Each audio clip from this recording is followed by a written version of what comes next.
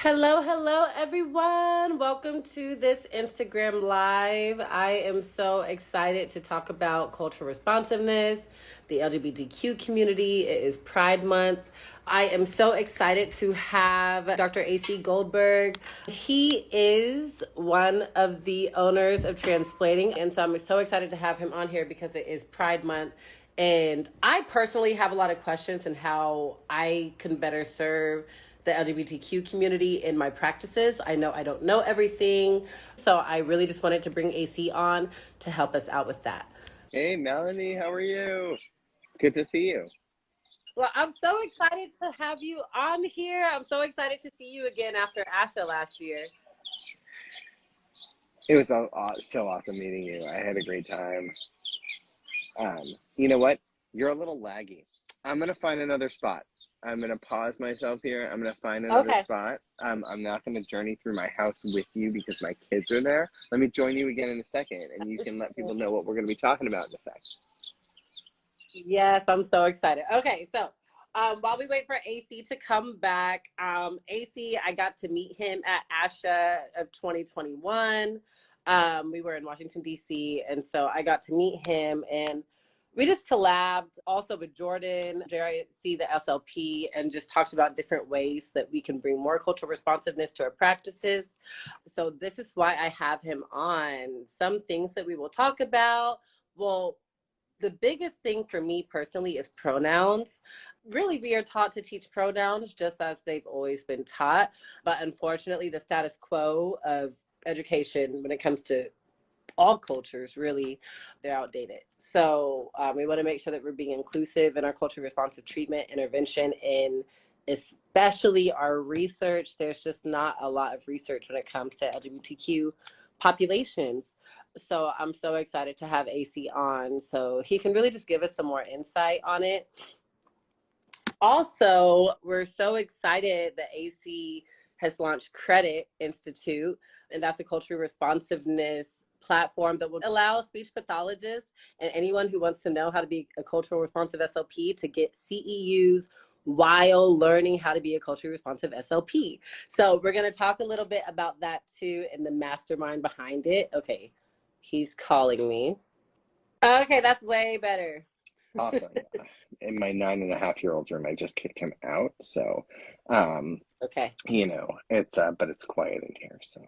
Okay, that's fine. We learned flexibility these past 2 years when it's come to virtual anything, so it's no problem. I also forgot, I have a 1.5-year-old German Shepherd Pyrenees mix. So anyone who knows anything about German Shepherds, they're very vocal. So you might or might not hear him in our call today. I absolutely love dogs, so I would be very excited to meet your dog today if that Oh yeah, happened. I love dog people. I love dog people. Well, I'm excited to have this talk. I really am.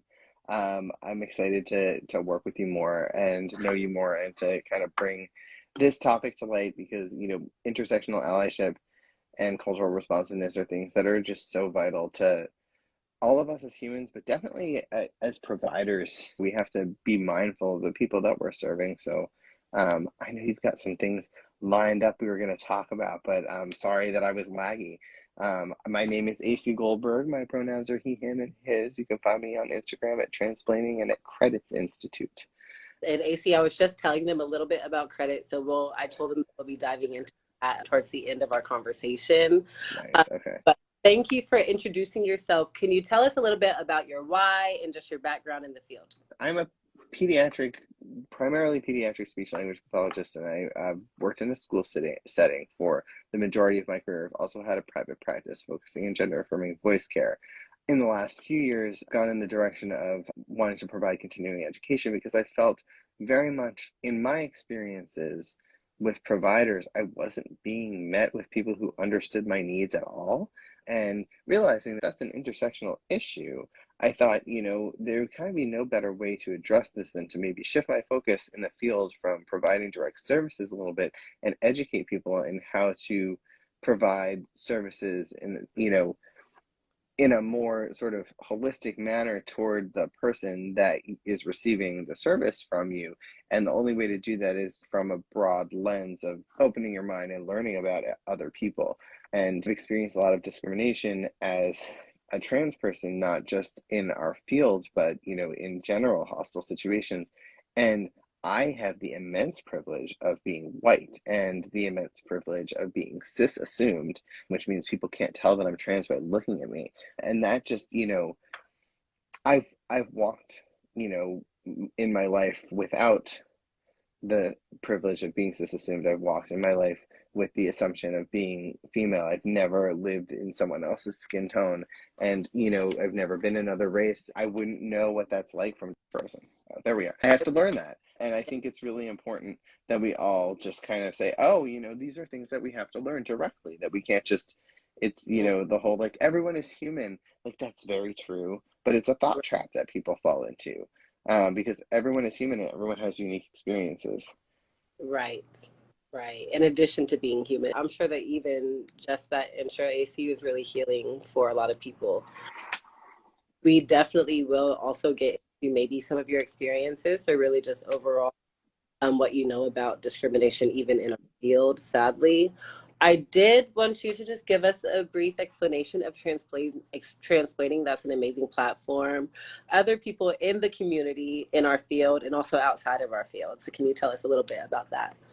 So Transplaning exists as sort of an educational resource situation where, as an Instagram profile, we just want to call attention to things that are going on in the media. Like currently, you know, states are trying to ban and successfully banning, you know, gender affirming hormone treatments. You know, they're not Medicare, Medicaid aren't paying for vital services to people that actually like keep them alive. You know, we're talking about things that are harm reductive measures that our entire quality of life relies on access to these services. And there's, you know, sort of a campaign against us by, it's a coordinated campaign against us by white supremacists who, you know, they're bigoted in broad ways, but you know, Right. they've Just, got a lot of money to go after these state governments. I mean, they're the same people who are funding these bills are funding bills that are redlining neighborhoods. I mean, we yeah. know what's happening. So like, they're coming for our healthcare and they're able to do it in certain states. They're coming for teachers there who are not allowed to teach about certain topics in their classrooms because lawmakers can't sort of get it through their head that we have to teach history accurately, Right. because it makes them feel bad. You Yeah. know, like they feel white shame because it makes them feel bad to learn to know about accurate history, and they feel that we shouldn't shame children. But I mean, I don't know why a child would be shamed by learning history accurately. You know when I felt shame about history? I When, felt shame about history when I got to college, and I don't remember what course I was in, but I learned about Japanese internment camps. yeah. And I went back into my history books and it wasn't in there. And I felt so much shame that I didn't know that previously, that our government had done that here. Mm. You know, that like there was a lot, and there's still a lot that I don't know. Obviously, everyone is, you know, there, but there was a lot that I kind of came to realize as I studied anthropology when I was an undergraduate that is omitted from Yeah. our history. Yeah. And like that's intentional, right? So, Mm. you know, we don't know enough about each other. And the only way we're going to get to know each other and, you know, understand each other's lived experiences and be able to, you know, provide allyship is through learning. So Transplanting exists as a platform to kind of elevate the issues that are happening in like the Two-Spirit LGBTQIA plus community, but we are also allies to, you know, people of all marginalized Mm. experiences. We want to provide as much access to education as possible around sort of how to best go about including Two-Spirit LGBTQIA people in, you know, your everyday sort of life and thinking, and how to accommodate someone if you encounter them and, you know, you're like, oh, what's this gender, I'm not familiar with this. How to have those conversations, how to support people when they come out to you. All of those things are really important. And when people are met with negative responses, it compounds the trauma of, having to come out and then having to wait for an experience. And, sometimes people don't even think about the fact that their response to someone coming out might be perceived as negative Yeah, because they've never thought about it. And maybe they're genuinely surprised that their friend is gay or whatever, or like, or they're in disbelief and they don't realize that that they shouldn't be centering their feelings in that moment, even though sometimes that's what happens when we learn something about someone is we think, this makes me feel, instead of like, oh wait, this other person is really vulnerable. So we're trying to prepare people for those conversations, make sure that the queer kids are included, make sure that we've got our we can fill in the forms at the doctor's office, things like that. It's all important. that is such a huge mission, AC. My heart is touched because I've been doing a lot of research on just the disparities, even in healthcare for the community. And one thing I've just found is a lot of gay, queer, trans people are afraid to approach healthcare professionals. Very much so. Yes, and a lot of They're that's what not trained. to, They you don't know what we know, need. the Like, shame, the biases that they experiences, the discrimination that they experiences, and a lot of it, sometimes healthcare providers don't even realize that that's what they're doing. It's just the norm. It's the status quo.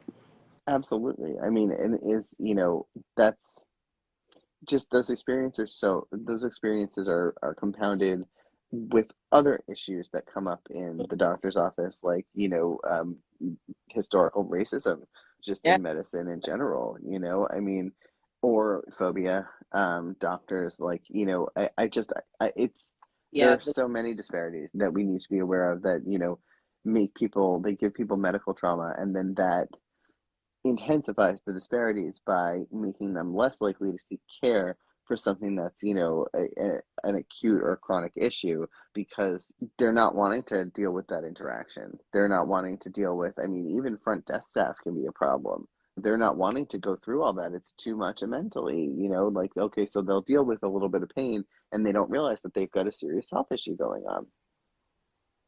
Okay, I do want to take just a moment to acknowledge our comments. So, Amy Crew Speech says the Black superintendent resigned in our school district because of CRT. Okay. Critical race theory. It's awful. Okay, XCal and XCal she's just been so supportive this whole time. If you could let us know your name. But she said, actually, accurate history would be in direct opposition to our white supremacist society. Education, all of our systems need so much overhauling, to say the least. Yes, yes, we really just need to just wipe it out and start over at this point. Okay, and the speech pathologist said, whenever I go to a new doctor now, I take a deep dive at those intake forms. Yes. I swear, those intake forms, like, so here's something that happened to me during the pandemic. Everyone's bodies changed or whatever. I got some loose teeth, which I was like, this is weird. And my dentist was like, oh, you know what? Like, you just need some orthodontia. Like, it's not going to be a big deal. So I went to the orthodontist, and dental insurances don't have, like, you don't fill in your sex for dental insurance. I actually verified this. But Okay. the orthodontist wrote, the form was so bad. It said gender assigned at birth. Oh, no, no, no, no, no. It said gender at birth. Mm. And I was like, this is confusing. Mm-hmm. Like, this is very confusing, Yes. because what if I wrote female and walked in and was like, and that was the only question. There was no, and it did say preferred pronouns. You really should be asking pronouns, not preferred pronouns. It's not a preference. But it did say preferred pronouns. So I wrote in he and him, and I was like, okay, I live in an urban situation. I'm in Cambridge, Massachusetts. This is going to be like, a nice orthodontist who has seen queer people before, Yeah. but maybe isn't going to have the best interaction with me, and I'm filling in the form, so I'm correcting the whole form, right? Because it asks for like various types of irrelevant information that I was uncomfortable with, my marital status too. And I was like, this is weird, like, I like, uh if this is an insurance related question, like, just ask if I'm the primary person listed on the insurance. So, like, Mhm. I scribbled all over the form, and I was like, hi, I'm AC. Don't call me the name at the top of this form. You didn't ask for my name, actually. And you need to change this form. And I now have free braces on the bottom, the best and the bottoms of my teeth, and I'm redoing some orthodontist forms. Advocate for Every yourself. time. I change the forms every time. That's no, please, thank you for doing that. Please keep doing that. Let's see. Corey said, I feel like when some doctors see things they don't like, they'll tell a patient a lie because that's how a doctor sees the patient. For example, a doctor sees someone slightly overweight. She said, I see all the time awful intake forms. So I try to write on the side or mention when I can alternatives. Okay, yes. And thank you, Cal, for that. Yes, yes. So thank you, AC, for doing that because it really just, hopefully they don't take, because sadly what happens a lot is they'll just take you as complaining. It's like, okay, here's Oh, another. I know. But I get pushy enough about it now that I'm like, listen, I'm kind of a big deal. Like, Right. you should listen to me. Like, I offer this service. Here's my business card. Like, Mm-hmm. like, here's my website. Like, I will read you your intake forms with you. I won't do it for you Right. because you need to know why you're asking these questions. Yeah. So, someone in the comments mentioned something about weight. I want to tell you all something fascinating. So I have weighed the approximate same amount. Actually, I weigh more than that now, but operated in the same like 30-pound range my entire post-college, like since I was maybe like 25 to now I'm 42 years old. When medical providers used to perceive me as female, even when I was at a lower weight than I am now, they would encourage me to lose weight no matter what. And I was not overweight. And I would say, why? And they would say, you might feel better. Now, meanwhile, I have a physical disability that they didn't take seriously because they kept thinking I was, overdoing it and trying to be too masculine. And I was like, I don't know what that has to do with me tearing my bicep tendon and opening a window. Like that's not me overdoing anything. I'm not trying to be something. Like you're just not seeing my disability. Right. That was frustrating. But Yeah. I was always told to lose weight. And I was like, why am I being told, like, always told to lose weight? Like, this doesn't make any sense. And I'm larger now and perceived as male, and I have not once been told to lose weight. Not once. It has not been suggested to me ever. And, like, why? Was it ever a suggestion? I mean, it's all interconnected. This person who's really active in the chat gets it. It was fascinating to go through that. It's fascinating to have walked the world like being perceived as, one thing and now being perceived as another, and just dealing with that. I mean, people also take my physical disability seriously now. Like and it's like How revealing. it's such a sexist society. I can't even, like, oh my gosh. Wow. So, I mean, we can talk all day about the disparities that everybody, every culture and marginalized group experiences. I'll have to actually have you on for another chat about that. But I do actually want to get into the meat of the topic. We do have a question, a separate question from an audience member. What are some of your favorite tenets of queer culture that we can share with our clients? For example, chosen family, promoting safer spaces. You know, I love to, when I talk to people about, I don't know what age clients that person works with, but when I talk to people about, chosen family, I don't necessarily use the word family even because that can be triggering for some people, even though chosen family is the word that most people do use. I say, like, who's in your support network? And I'll talk to people about their support networks. I also, it's important. I think some providers often assume that every queer person, this is not what the comment suggested, but this is where my brain went. Oftentimes we'll kind of assume that because you're trans or openly queer that you're like an activist. Okay. And they'll try and make small talk with you like around politics, and that can be triggering. Things supporting us, sometimes just looks like knowing how to have a conversation without triggering us and asking us any invasive or, uncomfortable questions. I'm sorry, my brain went off of what No, the no, no. comment actually went, but That was definitely necessary to mention because I think that is, in general, you know, in the times that we're in, everyone, or there are those people who actually don't want to offend anyone.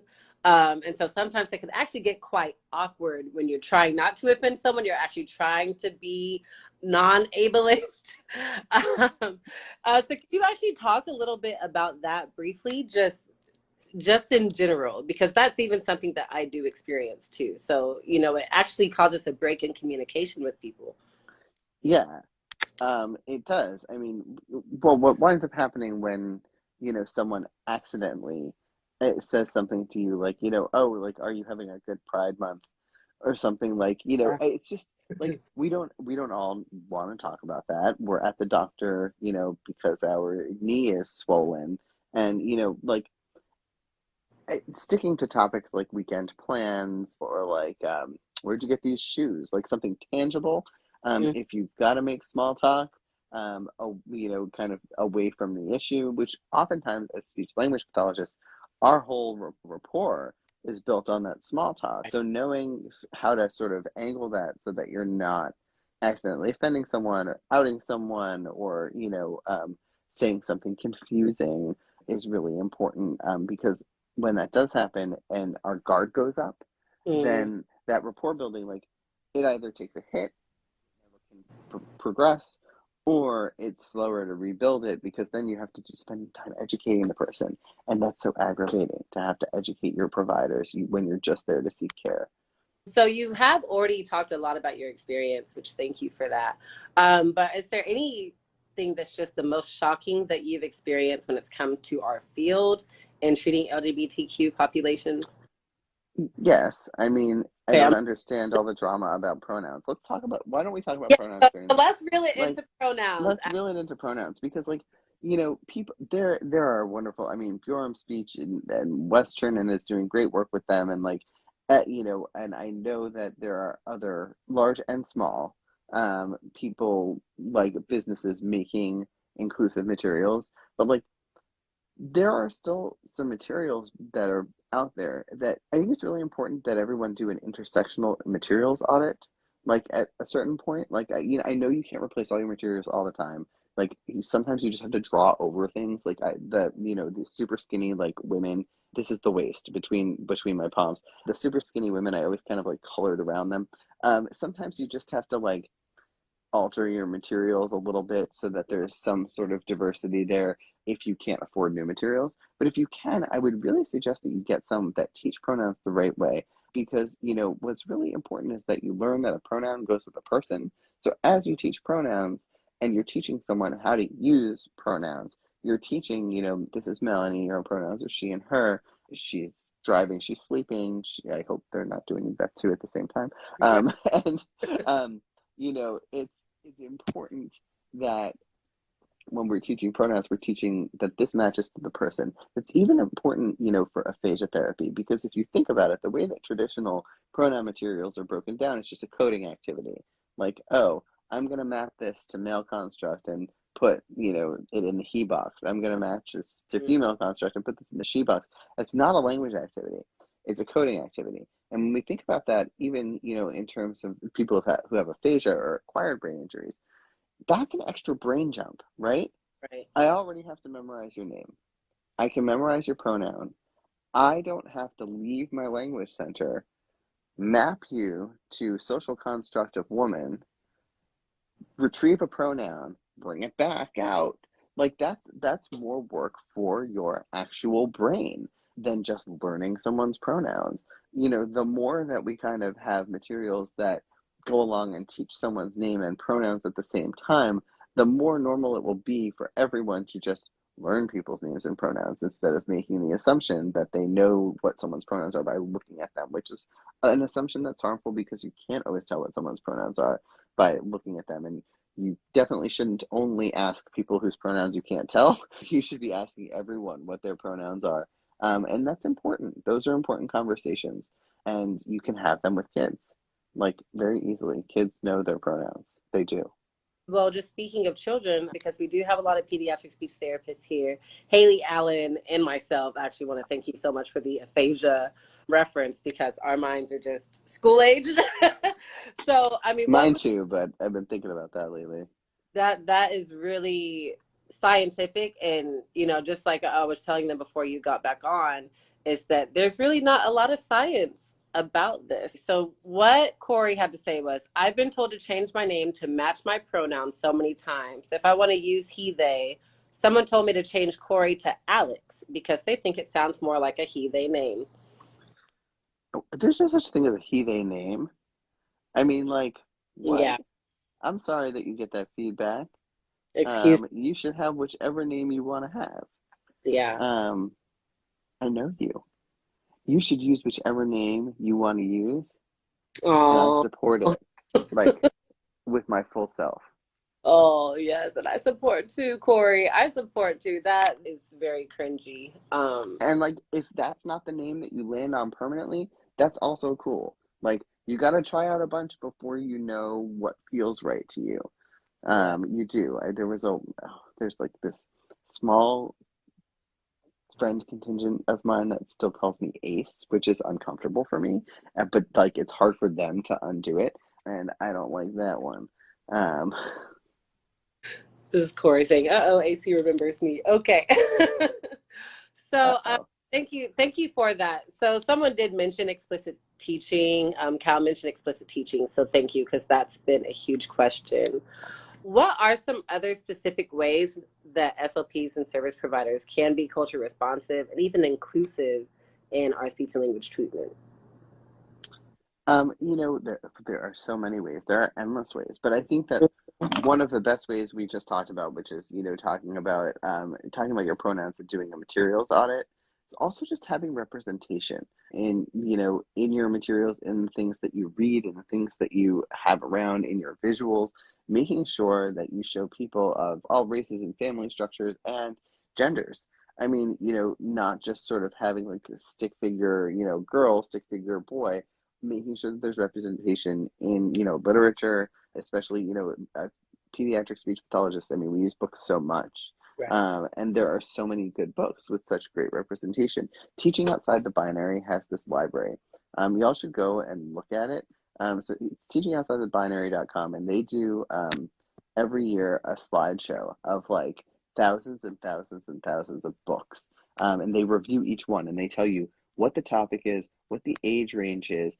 It's like legitimately, I've never tried to do a library because that library is so good. Why would I can't top that. So Ace, if you're listening, Teaching Outside the Binary, your library is the best, and I always direct people to it because you do such a wonderful job with that slideshow every year. And with regard to materials, there are so many inclusive materials makers out there now. I know that Jordan Carroll is making inclusive materials. She also partners with Bjorm. I know that there are inclusive materials that come from Kiwi Speech, that come from Teach Speech 365. If we're talking about teachers pay teachers, they're inclusive. Oh my gosh, I'm gonna forget people, and I'm sorry if I forget you. It's late in the day and Please. I'm hot and tired, but there are some wonderful inclusive materials out there for pronouns, and out there with just like gender diverse images, which is really helpful for us, Mm-hmm. because that encourages those conversations too. Kids will be like, Yeah. is that a boy or a girl? And then somebody says, well, I can't tell. What do you think? Well, what does it matter what I think? Yeah, you can't tell by looking at someone all the time. And wouldn't you rather, if someone thought you looked, a certain way, wouldn't you rather they ask you what your pronouns are than they just assume? And, kids are really open to that. Mm. I see a question here from navigating the very first conversation about gender identity with younger autistic clients. I wonder how old you're talking about. Autistic people understand gender very well, because it's a social construct that they either do or do not want to buy into, which is why autistic people are more likely to express gender variance, which is like, I feel like everyone has gender variance. Like, you vary from another woman. I mean, it's like, but autistic people are less likely to buy into the binary, because it doesn't make sense necessarily to them. It's a social construct. It is. And social constructs, by definition, to autistic people are things that they want to take or leave, buy into selectively, possibly not want at all. So navigating that conversation, I think, is, it's pretty easy. I mean, I think it depends on who's initiating it. If an autistic person says to you, hey, I'm actually a girl, say, oh, okay, should I use she, her pronouns for you? I mean, that I would react the same way as you would to someone of a different neurotype, because they know what they're talking about. I mean, anyone who expresses something to you, if they're leading the conversation and they say, this is who I am, then obviously right away, oh, let me call you the right name, let me call you the right pronoun. But if you're leading the conversation, no matter what someone's neurotype is, just making sure that if you're, sort of, okay, and this is our pronoun activity here, and this is Max, and they're kicking a ball. This is Max. What are they doing? They're kicking a ball. And you're trying to explain, if the person asks you, is that a boy or a girl? And say, oh, I can't tell from the picture. But when you don't know what to call someone, you can just say something like, if I was talking about who left their phone here, Right. I would just say that. So that's an unknown person to me. So I'm going to call them they. And just kind of move the conversation along, because you don't have to say, like, it could be someone of a non-binary gender, because that might have nothing to do with what you're doing. And it's totally fine to mention that if you're with a group of people that, like, is ready for that information.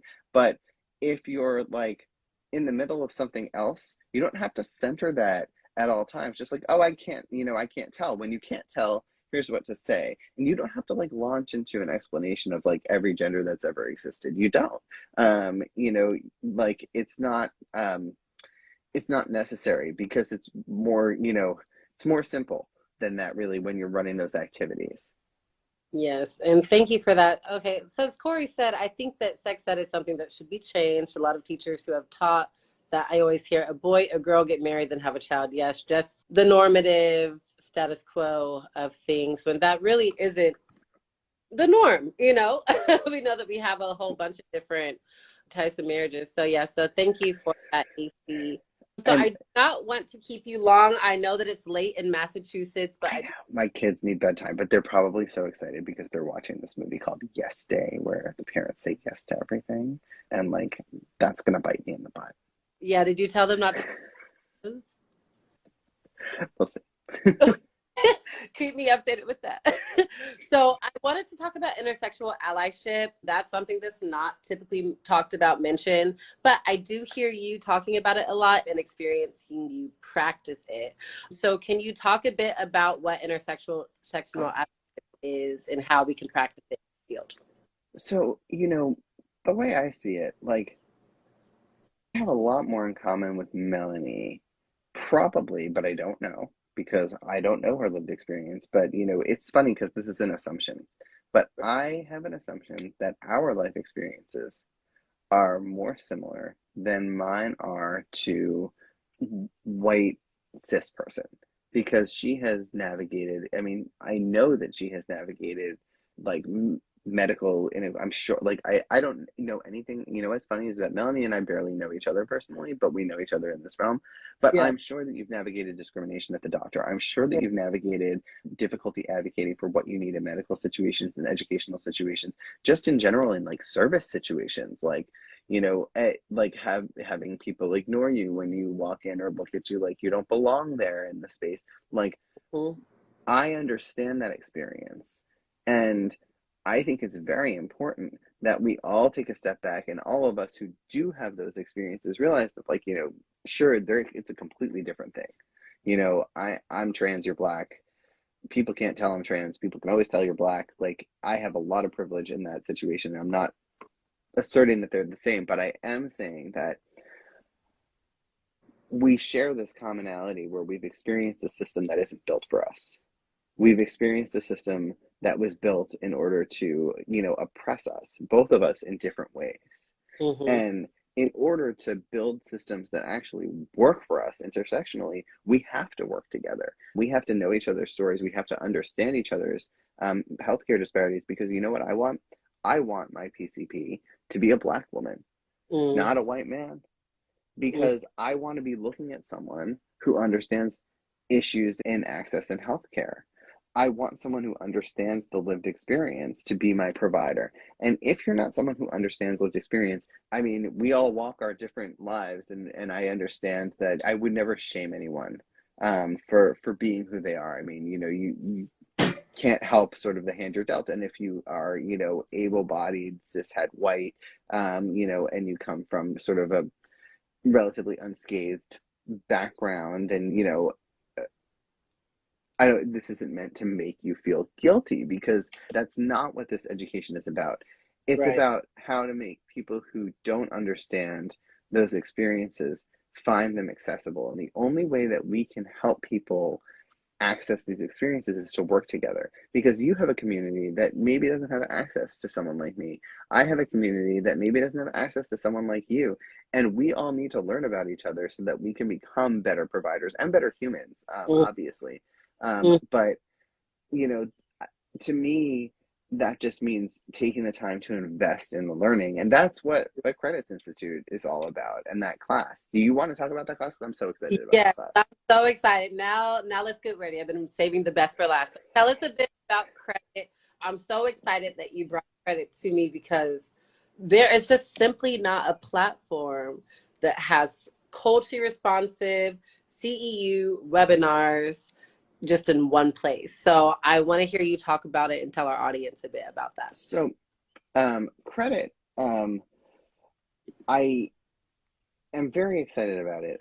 We launched our first intersectional cultural responsiveness for speech language pathologists in the spring, and it was a 73.5-hour ASHA CEU course. I mean, it was an incredible. You got an ACE award just for taking the course. If you pay for the registry, that's you have to pay for the registry in order to get the award. And we were able to offer it for 3 graduate credits in addition, through partnership with Fitchburg State University. So students could take it. People who are on a pay scale, who want to bump their pay, it's almost like paying it forward to get paid to do the work. So it's I'm very excited about the model of also having different guest lecturers and different people kind of coming on and facilitating courses, because I don't want to center myself. It's like, I love facilitating conversation. I'll facilitate the long course again because I need to make some changes in it. But then I want to center someone else. I want the content to stand. I want to make it really great. I want to update it as we update it, and I want to take deeper dives into issues. And this summer's course, with your collaboration and Jordan facilitating, is confronting anti-Black racism in speech language and in communication sciences and disorders. And that's a vital topic that I think is really important. And I'm so glad there's a few people signed up, but not many yet.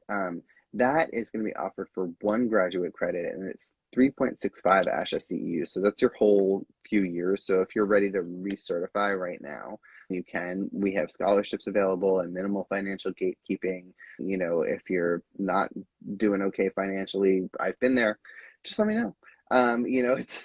We try really hard to be accommodating and get people in the door. We want to make sure that this type of education is accessible, because what we do get a lot of the time is you can find it if you go to @Credits Institute on Instagram, Haley, you can find the website, which is thecreditsinstitute.com. But it's the courses are meant to be deep, and thought-provoking, and they're meant to kind of take you on a journey of learning deeply about others, and coming away with actionable steps to improve your practice, so that you've kind of done some of the work that people are always talking about, like, oh, you've got to do the work, this is doing the work. And it's really fun. I feel like I worry that people get anxious that it'll be like a shaming space, but it's not. It's fun. It's light. I mean, I know that Jordan's going to be facilitating this summer, and I can't wait to take a class facilitated by Jordan. I enroll in all of the classes because, I want to learn along with everyone. But, I think that the conversations, they go deep, but we're all in there kind of having fun and learning together. And nobody's there to shame anyone into, you didn't know this before. And it's also not sort of like content light, which I feel like I am, you know, very happy that we have more standards now for learning about DEI issues in our field. But I feel like a lot of the sort of freebies or the ones put out by the big companies, like an hour, just to make sure that you meet the requirement. And I think that I understand if you don't have the time to put deep work into something immediately. This is hopefully this will be around for a long time. But those I've watched them and they are content light. It's like a panel discussion about diversity. It's not even people from our field, and some of the information is outdated or confusing. There's not, a live component to those recorded lectures. I feel like the live component where you're actually talking with someone and interacting, we've got a message board feature, interacting after you've watched a lecture, talking about sort of what you're working through. It's all meant to be very like user friendly and interactive so that people feel like they're getting the most out of it, because what we really want is to help people address their unconscious biases, because we all have them and we need to deal with them. I really appreciate Haley's comment. She said that they all only skim the surface and she doesn't even feel motivated to watch them because they'll be the same. She feels they'll be the same. And there are 2 points I want to bring to that. One, again, is intersectional allyship.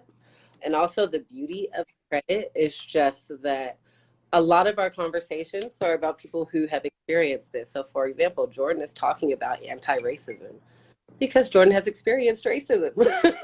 So she gets exactly. to put someone who's experienced racism and someone who has taken time to dive deep into the topic, research the topic, the ins and outs, and how we can be better in our field, than to listen to Jordan or to listen to anyone else on wait. I can't wait either. So yeah, I've seen other platforms, and like you said, Haley, they only scratch the surface. So this is also a part of intersectional allyship, and it's part of doing the work. It's you taking the steps to say, or making the decision to say, okay, I want to do better. I do want to create a more harmonious space for my clients, their families, my coworkers, my friends, the people who are around me, and just make this investment to do it so I can be a better speech language pathologist. So thank you so much, AC, for credit. Oh my gosh. Well, you're welcome. I mean, I hope that anyone watching this will consider taking a class at credit, hopefully this summer. This summer's course, it'll be offered again. Jordan's not going anywhere. Maybe she'll pass the facilitation mic off. We never know. But we're gonna continue offering these courses because we really do want to foster a space where people who haven't, people can admit, like, okay, I haven't taken, a deep dive into this, and I need to take a deep dive into this, and my 9.5-year-old needs to come into his room. So I am going to have to cut us off here, but I hope that you'll all join us and listen to Melanie's brilliant lecture. Excuse me, please stop doing that. I'll be out in 1 second, okay? I'm sorry I'm taking up the space. Not going to keep you. I'll let our followers know where to find you, okay? Have a wonderful rest of your night. This was so good to see you. I can't wait to see you again soon. Yes, we'll do this again. Thank you, AC. See you next time. Bye, Melanie. Bye. All right, everybody. Thank y'all so much for coming. So again, once you leave here, head to Instagram. It's at Credits Institute. That's CREDITS Institute. Okay. You will see automatically their link in bio. See how you can sign up. Definitely plug into Transplaning too. They have amazing resources on this topic. If you have any questions for AC, reach out to Transplaning or reach out to me. Again, this is such an incredible and important topic that is really not talked about. I even feel very shaky on this topic, so that's why I brought AC into this, just so I can know more. So if you have any questions, please reach out to me. Hit up the DMs, Pediatric Speech Sister, and let me know what you want to know, and I'll go and find that for you, okay? Thank you, everyone. Have a good night.